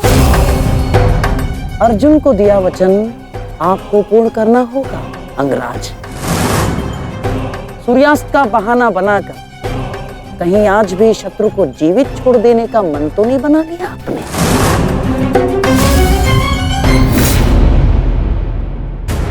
कभी कभी मौन रहने से प्राण बच जाते हैं। अब एक और शब्द अपने मुख से निकाला तो युद्ध आरंभ होने से पूर्व ही शत्रु से पहले मैं अपने पक्ष के किसी योद्धा का वध कर दूंगा। अंगराज, अंगराज आप क्रोधित क्यों हो रहे हैं? मेरे कहने का तात्पर्य केवल ये है कि आपके पुत्र वृषसेन की मृत्यु तो स्मरण है ना आपको? वृषसेन के हत्यारे अर्जुन का पुत्र ही आज आपका लक्ष्य होना चाहिए। बस मैं यही कहना चाह रहा था। कर्ण को स्मरण है मामाश्री।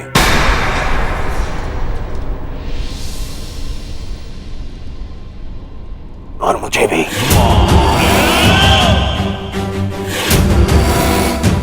आज हम वृषसेन की मृत्यु और मेरे अपमान का प्रतिकार दोनों लेंगे। मैं केवल इतना जानना चाहता हूं इस प्रतिकार से पूर्व उस कौटे अर्जुन को मार्ग से हटाने का क्या प्रबंध करना चाहिए? उसका प्रबंध मैं कर चुका हूं मेरे होने वाले सम्राट।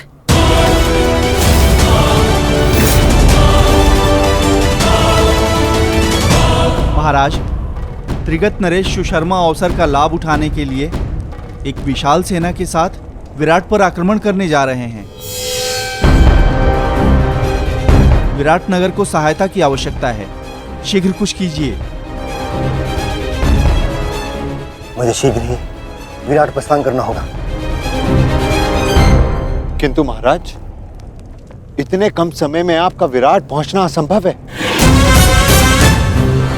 केवल वासुदेव में ही वो क्षमता है जो वायु गति से रथ चलाकर अर्जुन के साथ वहां पहुंचे। हमें आपकी सेना की आवश्यकता है और अर्जुन अकेला ही उन सब के लिए पर्याप्त है।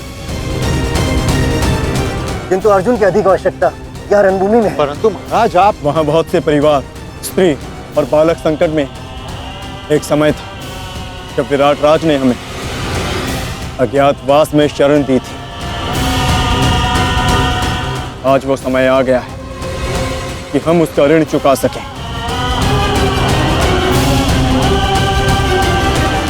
और फिर अभिमन्यु भी तो यहाँ है। मुझे इस पे पूर्ण विश्वास है। और मैं आपको विश्वास दिलाता हूं पिताश्री कि युद्ध भूमि में आपकी कमी शत्रु को अनुभव नहीं होगी। जब आप सुशर्मा का नाश करेंगे तो आपके पुत्र की शौर्य की कीर्ति आपका स्वागत करेगी। चलिए माता, विराट की ओर प्रस्थान करें। जैसी रथी की इच्छा और जैसी महारथी की आकांक्षा।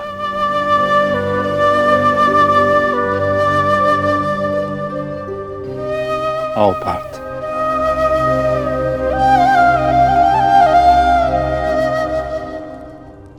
बधाई हो मेरे होने वाले सम्राट। अर्जुन रणभूमि छोड़कर विराट के लिए प्रस्थान कर चुका है।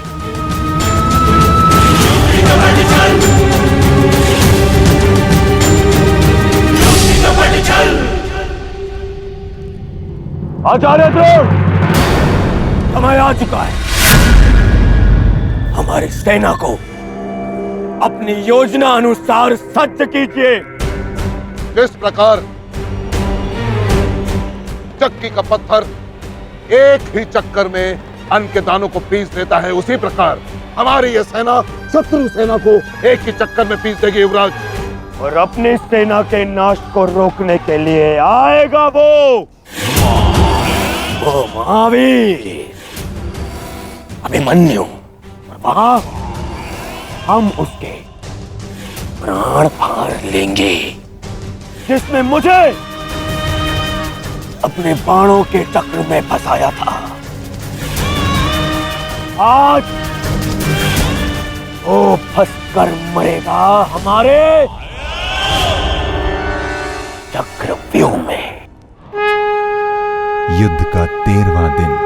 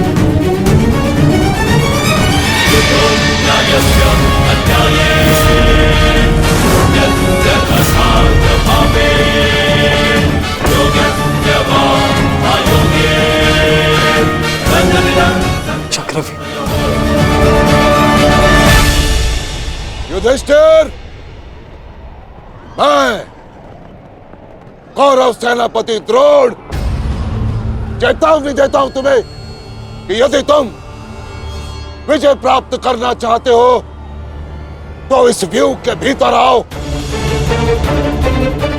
और यदि तुम इस व्यू को तोड़ने में सक्षम रहे तो हम अपनी पराजय स्वीकार कर लेंगे, और यदि नहीं तो तुम अपनी हार स्वीकार कर लेना। सुना तुमने?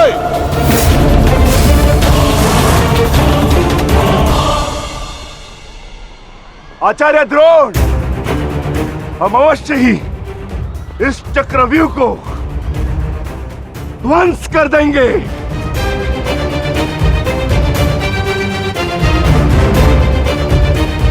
यह संभव है। चक्रव्यूह युद्ध का सबसे कठिन और सबसे विनाशकारी व्यूह है। इसका हल केवल अर्जुन के पास है। यह आचार्य द्रोण की योजना थी, इसीलिए अर्जुन को युद्ध भूमि से दूर किया गया।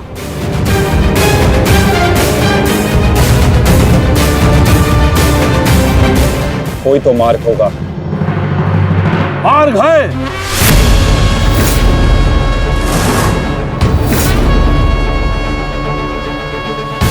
मैंने भी उसी आचार्य भारद्वाज से चक्रव्यूह भेदन सीखा है,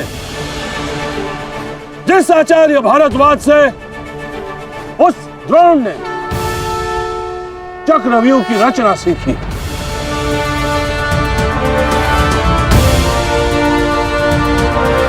इस चक्रव्यूह का भेदन मैं करूंगा।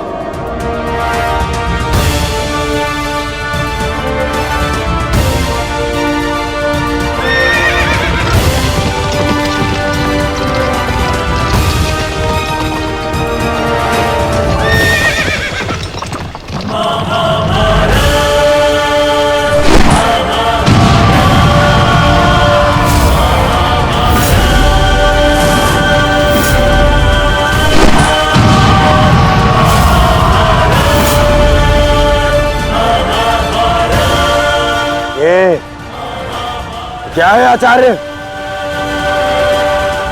पांचाल नरेश द्रुपद तो इस व्यू को तिनके की तरह तोड़ते हुए आगे बढ़ रहे हैं। भूल गया वीरराज कि मैंने और इसी द्रुपद ने मेरे पिताश्री के आश्रम में इस चक्रव्यूह का अभ्यास किया था। हाँ तो अपने मित्र को रोकने के लिए कोई अस्त्र, कोई शस्त्र है आपके पास? अब तो केवल एक ही अस्त्र है और एक ही शस्त्र दुर्योधन। जयद्रथ!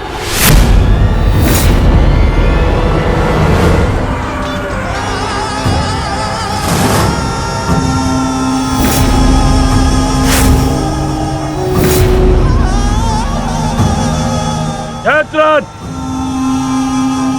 कदाचित द्रौपदी के पतियों द्वारा किया गया अपमान भूल गए हो तुम, इसीलिए द्रौपदी के पिता के समक्ष उपस्थित हुए हो।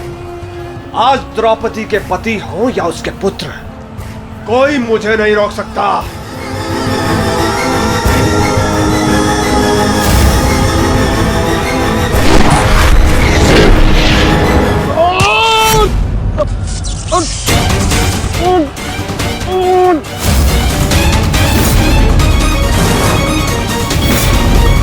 आगे बढ़ो पांडवों, अन्यथा अपनी सेना का विनाश देखो।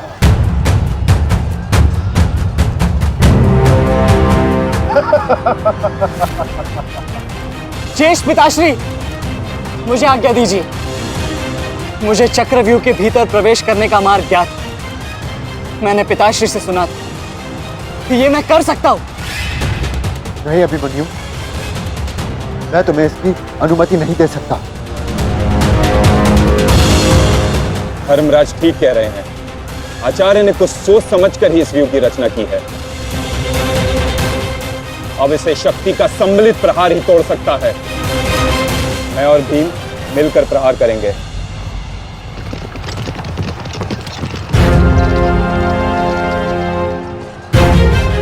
देखिए ने मामा श्री, कृष्ण और भीम स्वयं आक्रमण कर रहे हैं।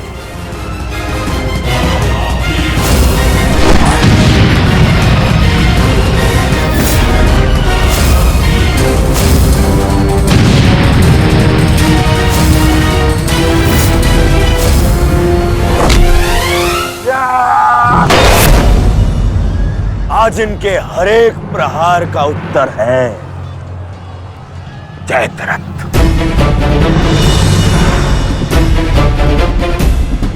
चक्रव्यूह में प्रवेश करने से पूर्व मुझसे नहीं मिलोगे मित्र? स्मरण है ना 5 चोटियां? आज उसी के प्रतिकार का दिन है। प्रभु, मैं चाहता हूं कि युद्ध भूमि में किसी एक दिन सभी पांडवों पर विजय पा सकूं। सब पांडवों पर विजयी होने का आशीष नहीं दे सकता जयद्रथ, क्योंकि अर्जुन को मैंने पशुपतास्त्र दिया। मेरा ही वरदान मेरी ही शक्ति को छीन नहीं कर सकता। इसलिए केवल अर्जुन को छोड़ जिस दिन तुम चाहोगे हे संसार के समस्त योद्धाओं के समक्ष तुम अपराजय रहो। आगे बढ़ो भीम, आज मेरी गदा का स्वाद भी चक्कर देखो।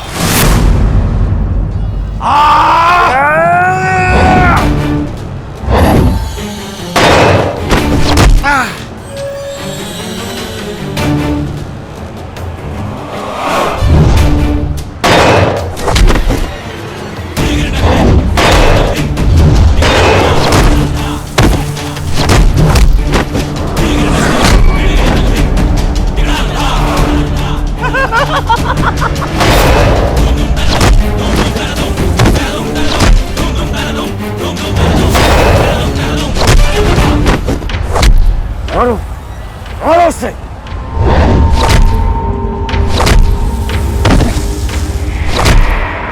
ताजश्री, आप ऐसा कैसे होने दे सकते हैं? ताजश्री भीम और मामा दृश्यद्युम्न में शक्ति है, परंतु चक्रव्यूह को शक्ति से नहीं युक्ति से तोड़ा जा सकता है। मुझे आज्ञा दीजिए। नहीं पुत्र, भविष्य के लिए वर्तमान को दांव पर लगाया जा सकता है, परंतु वर्तमान के लिए भविष्य को खोया नहीं जा सकता।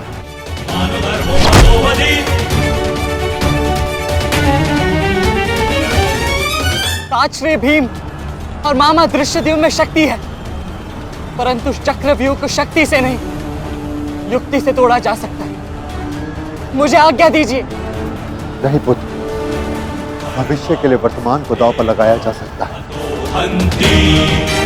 परंतु वर्तमान के लिए भविष्य को खोया नहीं जा सकता। एक दांव लगाने के दोष के कारण मैं आज इस महायुद्ध में खड़ा हूं। मैं दूसरा दांव नहीं लगा सकता अभिमन्यु। परंतु आज यदि चक्रव्यूह को तोड़ा ना गया तो हम ना केवल हार जाएंगे, बल्कि मेरे पिताश्री का सर भी झुक जाएगा। आपने वो दांव लगाकर सर झुकाया था और मैं ये दांव खेलूंगा अपने पिताश्री का सर ऊंचा रखने के लिए। मैंने उन्हें वचन दिया था कि युद्ध भूमि में शत्रु को उनकी कमी अनुभव नहीं होगी, और मुझे शत्रुओं को वीर अर्जुन के रक्त का तेज दिखाना। इसीलिए आज्ञा दीजिए ताजश्री, और फिर मैं अकेला कहाँ हूं? चक्रव्यूह में मेरे प्रवेश करते ही आप भी मेरे पीछे पीछे अंदर आ जाइए। मैं मार्ग बनाऊंगा और आप चक्रव्यूह को ध्वंस कीजिएगा। सोचिए मत, समय नहीं है ताजश्री। आशीर्वाद दीजिए।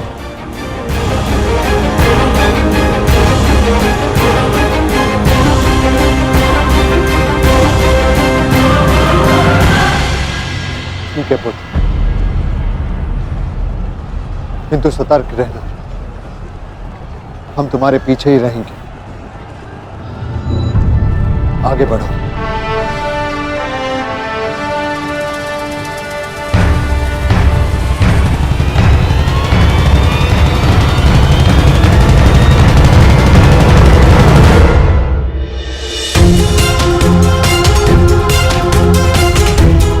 जाओ से जाकर सो जाओ, क्योंकि जीवन की हर रात्रि सदैव सोने के लिए नहीं होती।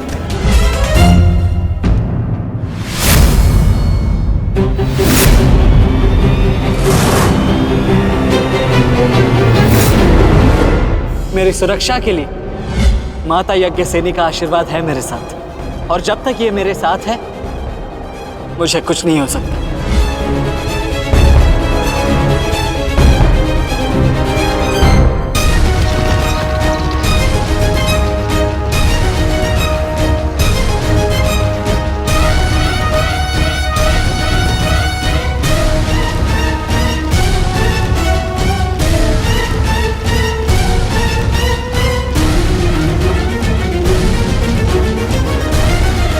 क्या हुआ माता? आप रुक क्यों गए?